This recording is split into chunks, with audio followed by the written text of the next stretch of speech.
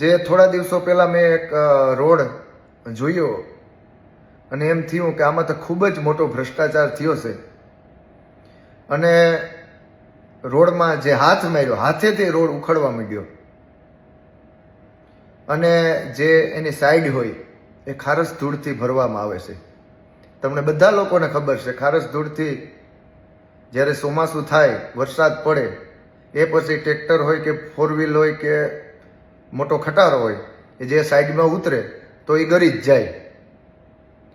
મેં પછી ખૂબ જ ભ્રષ્ટાચાર થયો એ બાબતમાં મેં રજૂઆત કરવાનું વિચાર્યું કે જે મુખ્યમંત્રી જે ગ્રામ્ય સડક યોજના હેઠળ એની રજૂઆત જે કરવાની એને આ રજૂઆત કરી, કલેક્ટર સાહેબને પણ રજૂઆત કરી. કલેક્ટર સાહેબે ખૂબ જ સારો જવાબ આપ્યો અને જે ડિપાર્ટમેન્ટમાં આવે એ ડિપાર્ટમેન્ટના અધિકારીએ મેં આ વિડીયો દેખાડ્યો રોડ બાબતનો.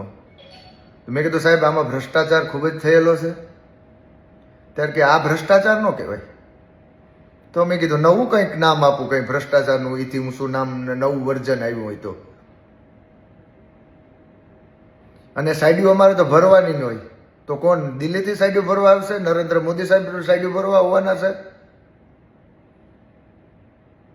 આ અધિકારીઓનો જે વાવડો જોતા, એનો ટોન જોતા મને તો એવું લાગે છે કે નેતાઓનો એના ઉપર ખૂબ જ હાથ છે.